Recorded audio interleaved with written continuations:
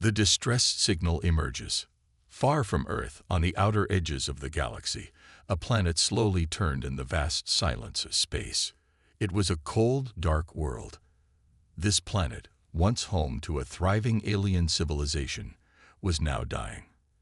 Its resources had been drained, its atmosphere poisoned, and its people were left on the brink of extinction. The aliens, desperate and powerless, had nowhere to turn. Their empire, which had once ruled over vast stretches of space, was now collapsing. The alien race, known as the Jorans, had been powerful. For centuries, they had traveled from star system to star system, conquering planets and enslaving species. Their technology was unmatched, and their fleets were unstoppable. They had seen themselves as the masters of the galaxy. No one dared challenge them, until now. With their planet's collapse imminent, the Jorans found themselves in a terrible position. They had used up all their resources, and their planet could no longer sustain them. The once proud empire was reduced to a few remaining colonies and desperate attempts to survive.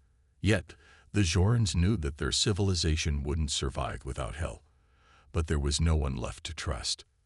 The Jorans had only one option: a distress signal. The Jorans had never before needed to ask for help. They were conquerors, not beggars. But now, in their darkest hour, they had no choice. They had to reach out to anyone who might listen. The question was, who would they send their message to? Which civilization could possibly help them? The Joran leaders made a decision. They would send their distress signal across the galaxy, hoping against hope that someone would hear it. They knew the chances were slim. The vastness of space was immense, and their message might never reach anyone at all. But they had no other option. They had to try. The distress signal was a simple transmission, a message coded with the desperation of a dying people. The Jorans explained their plight. Their planet was dying, their resources were exhausted, and they needed help. They begged for assistance, offering their technology and knowledge in exchange for the support they desperately needed. The signal was sent with a final, trembling hope. The Jorans had no idea who would receive it, or if anyone would even care. But there was one thing they did know. Their fate was now in the hands of the galaxy, and they could only pray that someone would respond. As the signal left their planet and traveled through the stars, the Jorans held their breath. They waited, watching the dark sky, praying for any sign that their message had been received. They waited for days, then weeks, then months, but nothing came. At first, they thought the message had simply been lost in the vastness of space. Perhaps no one had heard it, or maybe the transmission was too weak, too garbled to be understood by other civilizations. Then, one day, the unexpected happened. A response. A message came back through the stars, reaching the Jorans' receivers. The transmission was faint but unmistakable. The Jorans quickly scrambled to decode the message, their hearts racing with hope. The message was from Earth. The humans had heard their distress signal. The Jorans couldn't believe it. Earth was a primitive planet, a species they had considered beneath their notice. They had never thought that humans would be capable of understanding such an advanced plea for help. The Jorans had assumed that Earth was too backward, too insignificant to even be a worthy ally. But now, they had no choice but to face the fact that humans had heard their call. The message from Earth was short but clear. We've received your signal. We understand your need, but don't think you'll get help so easily. The Jorans paused. This was not the response they had been expecting. What did humans mean by that? Was it a threat? Were they warning the Jorans to stay away? Or was it something else? The message left the Jorans with a feeling of dread. They had never been met with resistance before, let alone a warning. For the first time in their long, powerful history, they realized they were not in control. The Jorans gathered their leaders together in a council, discussing the message and what it meant for their future. They agreed that they had no choice but to send another transmission, one that would show their willingness to cooperate. They had to make it clear that they were not a threat to Earth, but rather they were in desperate need of assistance. But as they prepared to send their next message, the Jorans could not shake the feeling that they were stepping into a situation far more dangerous than they had anticipated. They had always been the ones calling the shots, commanding entire fleets and conquering civilizations. But now, for the first time, they were at the mercy of another species. The Jorans had no idea what they were about to face. They had no idea how far Earth was willing to go to protect its own. They had no idea how humanity would respond to their plea for help. But one thing was certain. The Jorans had made a mistake. They had underestimated humanity. And now, the consequences of their actions would begin to unfold. Humanity's response. As the Jorans anxiously awaited their reply, the humans on Earth were already deep in their own preparations. The moment the distress signal reached Earth's communication satellites, it was quickly intercepted by a team of scientists and military leaders who recognized its importance immediately. The message had a strange tone, a sense of desperation that even the most advanced encryption algorithms could not mask. The question wasn't whether the Jorans needed help, but whether Earth should give it. In a secure military facility, high-ranking officials gathered around a holographic table. News of the alien transmission had quickly spread, creating a buzz of excitement and fear. The idea of first contact, of meeting a civilization from beyond the stars, was a momentous event. But there was also a growing tension. What did the Jorans want? Did they come in peace, or were they setting up Earth for an invasion? General Claire Donovan, head of Earth's Global Defense Network, took the lead in addressing the room. She wasn't sure how to handle the message. The Jorans' empire was vast and powerful, but this message was a cry for help. Her first instinct was to approach it with caution. What if this was a trap?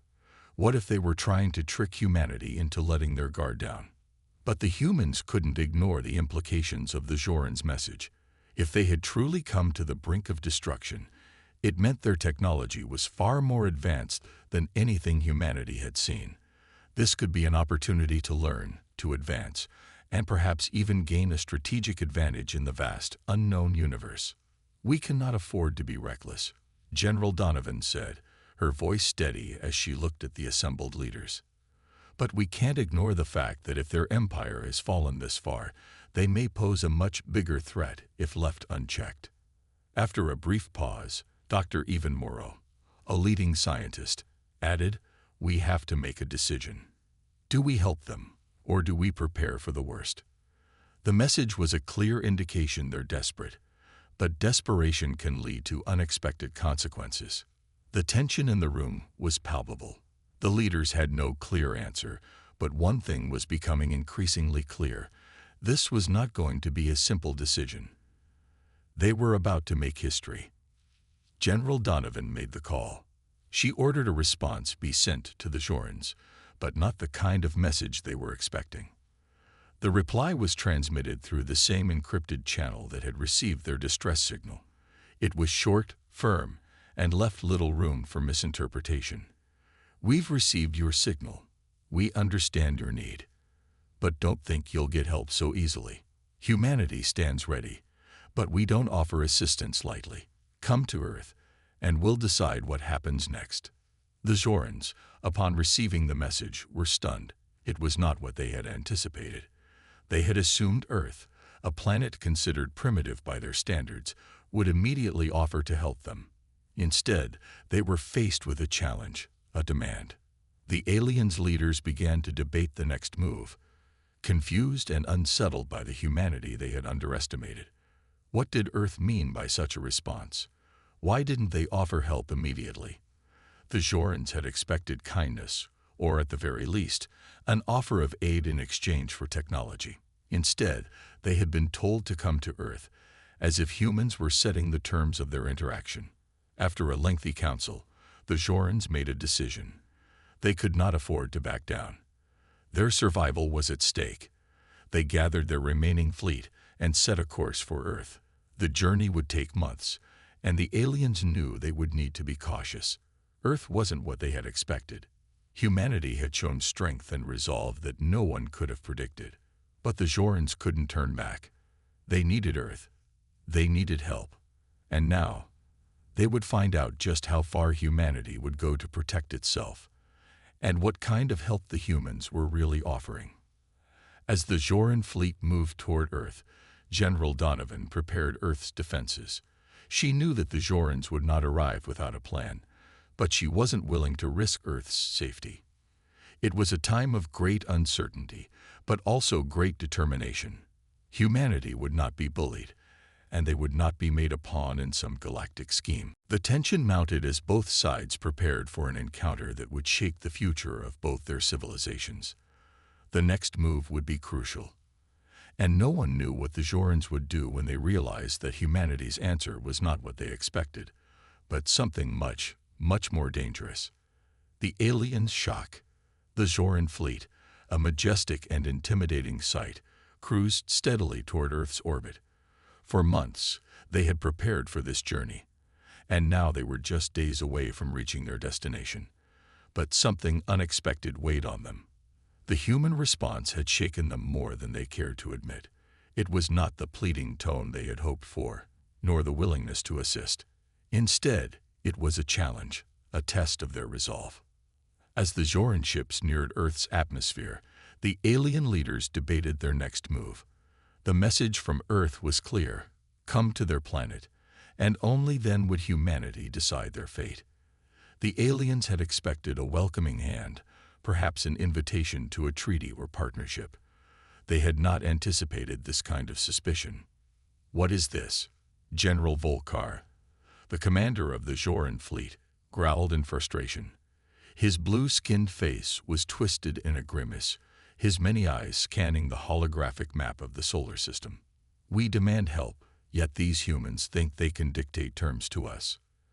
The council of alien leaders surrounding him was equally unsettled. Never before had any species dared speak to the mighty Jorans in such a way. For centuries, they had subjugated weaker species with ease, their technology and might intimidating every planet they conquered. But Earth was different. There was something about the humans' response that left them uneasy, even fearful. "General Volkar, we must consider the possibility that humanity is far more advanced than we believed," Dralfa, a Joran scientist, said quietly. "They have the ability to make such a bold demand." Their message was not one of desperation, but of strength. Volkar's fists clenched at his sides. He had spent his life overseeing countless conquests, and now, in the face of this unknown species, he felt a strange sense of vulnerability. The Jorans had never been forced to negotiate like this. They had always been the ones in control, issuing orders and demands. But the humans had flipped that script in an instant. "We should land on their planet and present ourselves as the mighty Joran Empire," Volkar snapped, his voice full of arrogance. "Let them see who they are dealing with." But Dralfa was not convinced.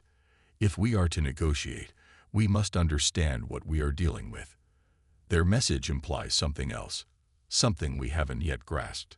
Perhaps we should consider what it means to come to Earth with our terms already set." The decision was difficult. The Jorans had come to Earth seeking help, but now they were being forced to confront a reality they had never imagined. Instead of finding a planet willing to bow to their demands, they were faced with an unpredictable and formidable species. Humanity had given them one final warning, and it was clear they wouldn't back down. With a sense of hesitation and confusion hanging in the air, the Joran fleet finally arrived at Earth's orbit. The fleet's ships appeared as colossal structures, each one designed for intimidation, with weapon systems that could obliterate entire cities. The humans would be able to see them approaching long before they arrived. The Jorans weren't sure what awaited them, but they were ready for anything. From Earth's perspective, the alien fleet was impossible to ignore. The sight of such advanced ships filling the sky brought a mix of awe and fear. Humanity's military forces were on high alert, prepared to face whatever came next. General Claire Donovan, the leader of Earth's defense, stood in front of a massive holographic screen, watching the alien fleet on approach. "Ready all systems," she ordered, her voice sharp with authority. We don't know what their intentions are, but we will not allow them to take advantage of us. Prepare for a peaceful negotiation, but if they show any aggression, we act." The tension on Earth was palpable. People around the world stared up at the sky, wondering what would happen next. Would Earth's first contact with an alien species be one of peace, or would it be a battle for survival?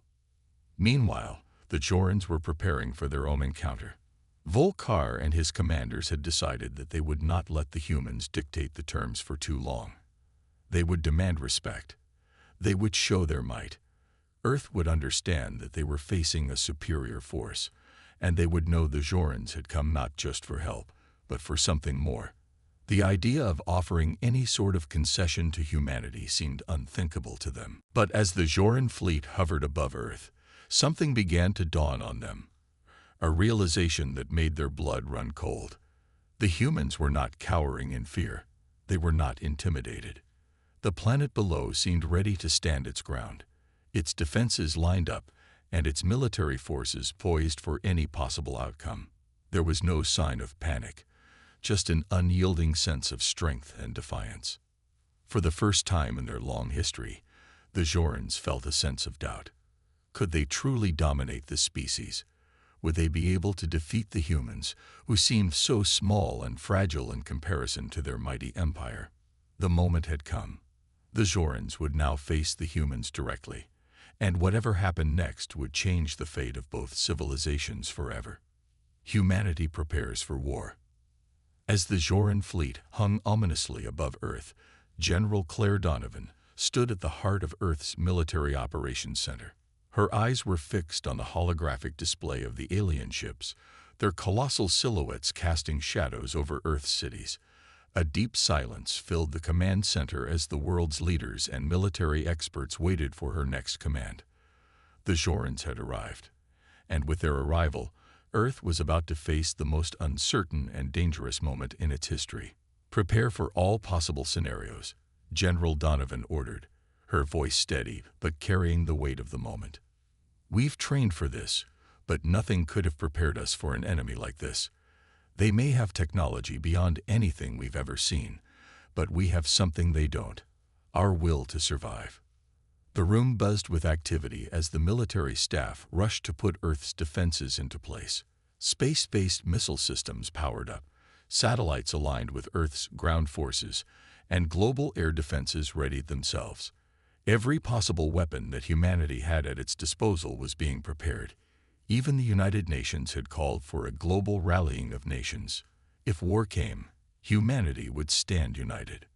The Zorans, despite their technological superiority, were still unknown. Earth's military intelligence had gathered what they could from the transmissions and intercepted data, but they hadn't been able to penetrate the Zoran technology entirely. Their ships were invulnerable to most conventional weapons, their energy shields capable of deflecting any attacks Earth had designed. But the humans weren't going to rely solely on brute force. They had a different strategy. "We'll fight smart, not just hard," General Donovan continued, pacing before the holographic display. "The Zorans might be powerful, but their overconfidence is their biggest weakness. They underestimate us. They think we are primitive, that we're just a bunch of nations struggling to survive. Let's show them how wrong they are." Dr. Ivan Moreau, the scientist who had been helping to decode alien technology, stepped forward. He wasn't a soldier, but his insights had been crucial in preparing Earth's defense. "We can't just think about brute force. The Zorans may have superior weaponry, but if we use their own technology against them, we can turn the tide. We can exploit the weaknesses in their systems. It's just a matter of time before they make a mistake." Volkar, the Zoran fleet commander, had underestimated the power of human ingenuity. He believed the humans would be like the countless species he had dominated before, easily intimidated and easily controlled. But as Earth's defense systems began to come online and global communication lines rallied in unity, the cracks in that confidence began to show. The Zorans were now fully aware that humanity was not just a helpless species. They were a threat in their own right. As the hours ticked by, the Zorans continued to hover above Earth, waiting for Earth's response. The alien fleet had not moved, and Earth's defenses remained silent. But it was only a matter of time before the confrontation began. On the surface, the humans were preparing for the worst. Military personnel were positioned across major cities, while ground forces secured strategic locations. Citizens, though frightened, had begun to adapt to the reality that their world was now at war. Earth was no longer a peaceful, isolated planet.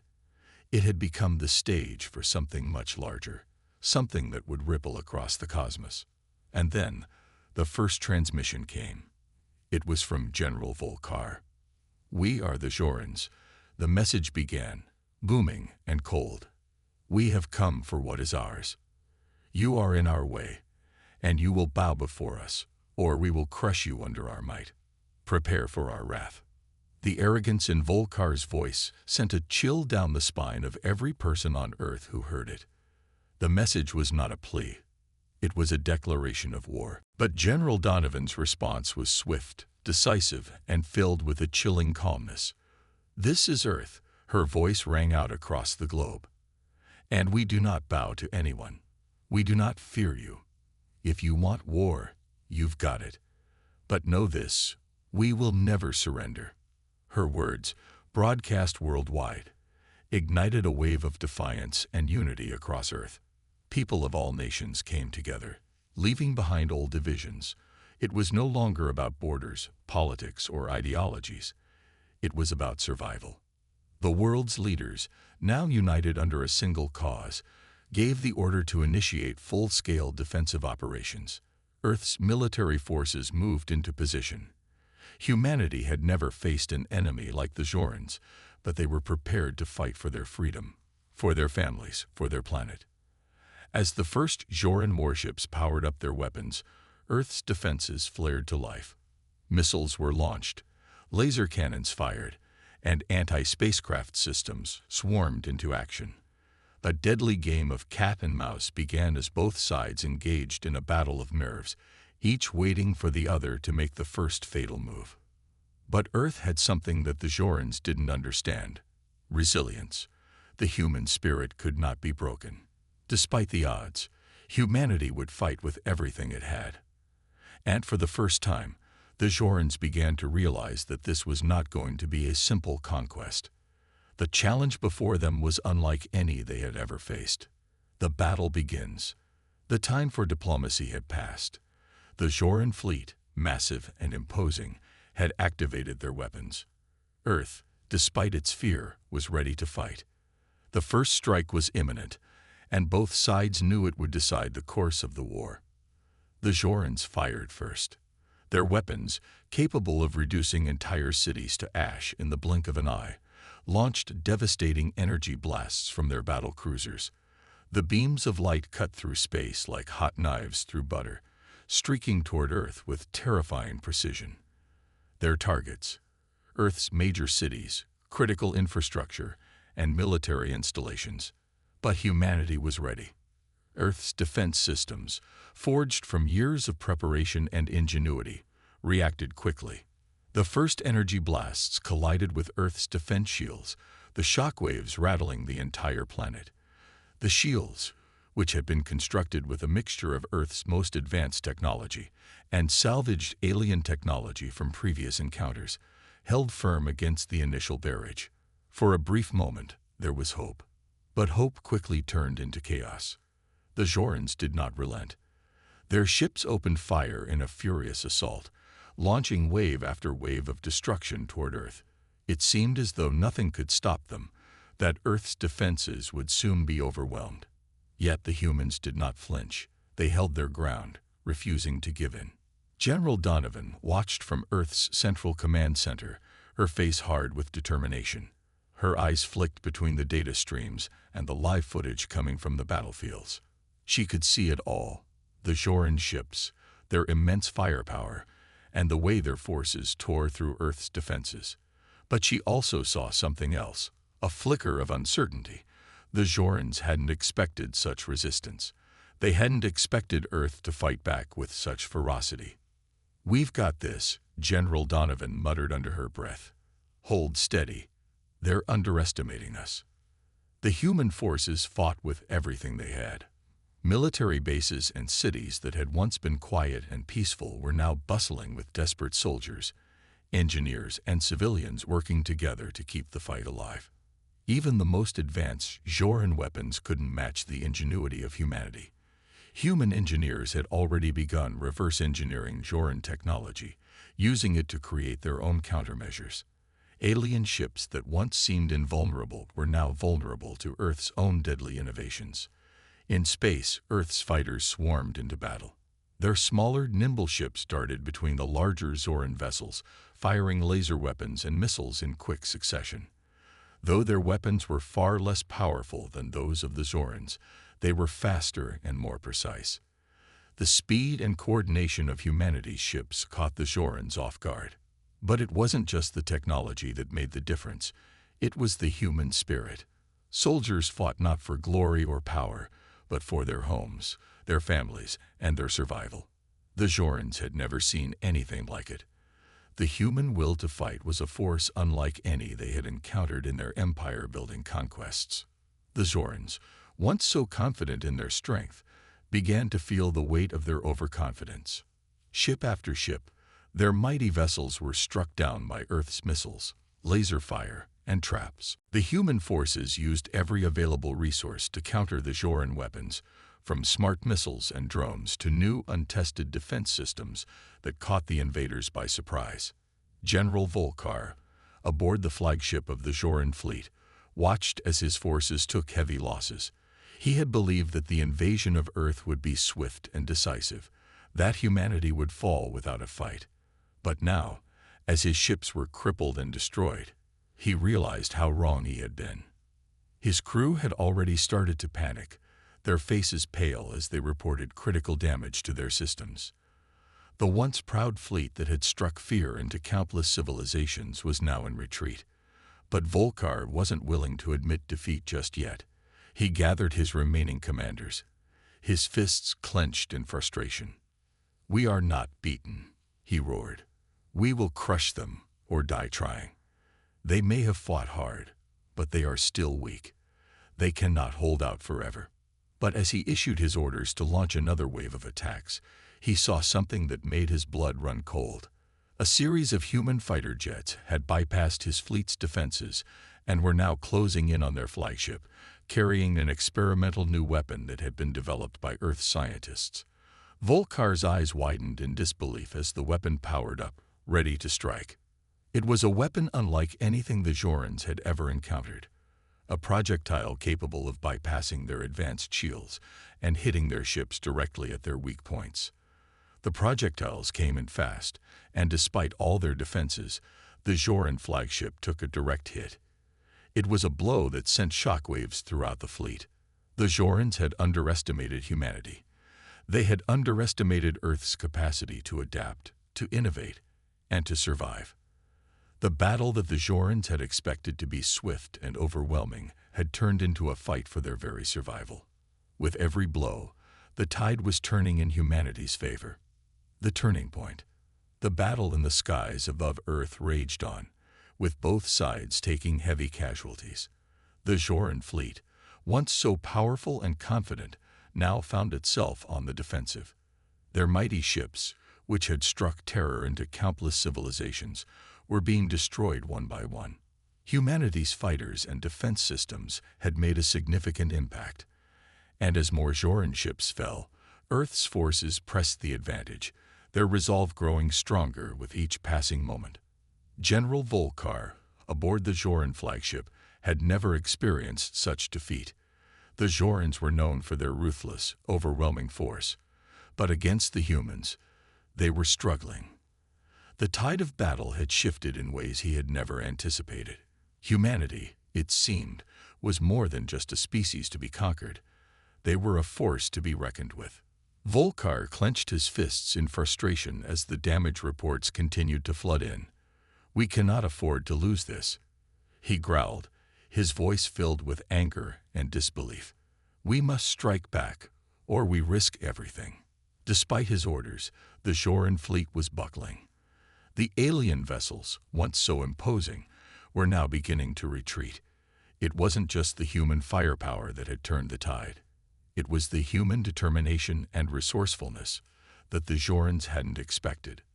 Their once dominant fleets had been caught off guard by Earth's use of alien technology against them. And now, as their ships began to fall from the sky, their morale plummeted. But the Joran leaders weren't ready to give up. Volkar, desperate, activated a secret weapon. The final measure in case all else failed. It was a last-ditch effort, something the Jorans had been saving in case they encountered an enemy capable of challenging them. A planet-destroying superweapon, capable of obliterating entire cities and striking fear into the hearts of any remaining resistors. The weapon was on the verge of activation, but just as Volkar was about to initiate the final phase, a new transmission came through. The message, broadcast from Earth, was a direct challenge to the Jorans. "We know about your superweapon." General Donovan's voice echoed across the comms, strong and unwavering. "You've shown your hand, Volkar. If you use that weapon, you'll have no chance of victory. We'll destroy it before it even has a chance to fire." Volkar's eyes widened with shock. The humans knew everything about their final weapon. How could they have gotten this information? It was supposed to be a secret, something kept hidden away for a time of absolute desperation. Yet here were the humans, acting as though they were prepared for every move the Jorans had made. "Impossible," Volkar whispered, his voice filled with disbelief. But the truth was undeniable. The humans had anticipated their every move. They had been prepared for this fight from the very beginning. On Earth's surface, General Donovan watched as her forces worked to disable the Joran superweapon. The Joran fleet was now struggling, with their ships in full retreat, and Earth's forces closing in on their final victory. Earth's weapon systems had been upgraded and improved beyond the Jorans' expectations, and now, as their ships scattered, it was only a matter of time before the last of the Joran fleet was either destroyed or forced to surrender. "You thought you could come here and conquer us," General Donovan said, speaking to the rest of the command center. "You thought we were just a primitive species, a small speck in the universe. But you were wrong. We're not just fighting for survival. We're fighting for our future." As Earth's forces swarmed over the remaining Joran ships, Volkar made a final desperate decision. He ordered a full retreat. But it was too late.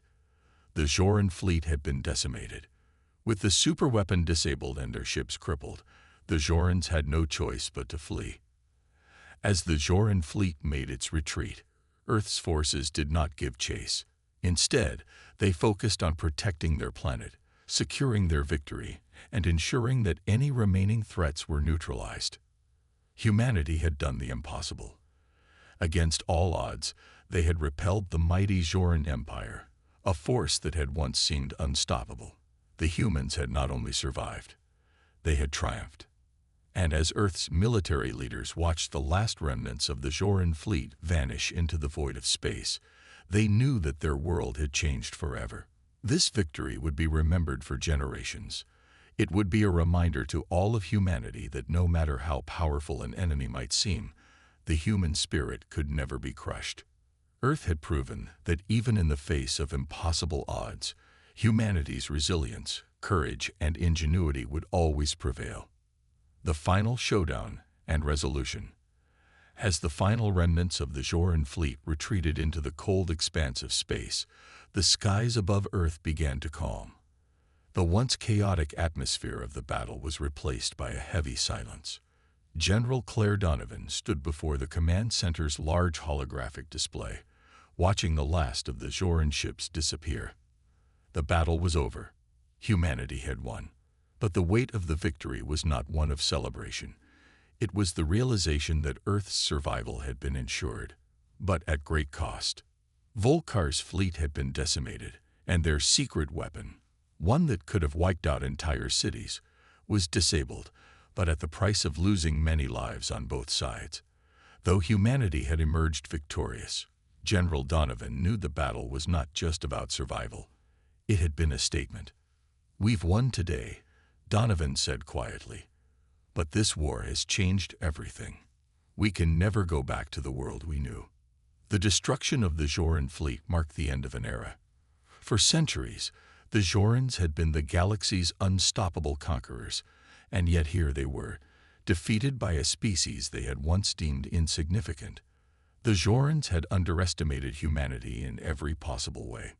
Now, Earth stood as proof that no civilization, no matter how advanced, could ever truly conquer the human spirit. As Earth's forces secured their victory, the Jorans retreated into the void, their fleet shattered, their empire broken. Volkar, now aboard one of the few remaining ships, was left to reflect on his failure. His once proud people had been humbled, forced to flee from the very species they had once intended to conquer. The humiliation was unbearable. But for the first time in his life, Volkar began to question everything he had known. The Jorans had always believed in their superiority, their right to rule. They had come to Earth expecting to crush humanity in a swift strike. Yet, in the face of resistance, they had been unprepared, their arrogance leading them to underestimate the power of the human will. And now, the Jorans were running, defeated, broken, and forever changed. On Earth, General Donovan addressed the world. "We have won," she said, her voice carrying across the globe. "But we must remain vigilant. The Jorans may be gone, but there are other forces in this universe. We have made a mark today, showing that humanity cannot be conquered. But this victory is not the end. It is just the beginning of a new chapter." Across the planet, people watched and listened. The battle had taken a toll. Cities had been damaged, lives lost, but humanity had emerged stronger. The world had come together in a way that had never been seen before. In the face of an existential threat, Earth's nations had united, putting aside old conflicts and standing together as one. It was a new era. Though the Jorans were defeated, their legacy of destruction would not soon be forgotten. Earth had learned valuable lessons during this battle. Lessons in resilience, unity, and strength. Humanity had faced its greatest challenge, and it had overcome it, not through force alone, but through the will to survive, to protect their home, and to never give in. General Donovan, now standing at the heart of Earth's newly formed Global Defense Council, looked to the stars. The universe was vast, and there were still many unknowns out there. But one thing was certain: humanity had proven itself. It had shown that no matter how strong the enemy, the human spirit would always rise above. And that, above all, was the greatest strength of all. The battle had ended. The Joran Empire had fallen. But Earth's journey had only just begun. As the world looked toward the future, one thing was clear: humanity was no longer the prey. It was the predator. And any force that sought to challenge Earth would face the full force of humanity's will.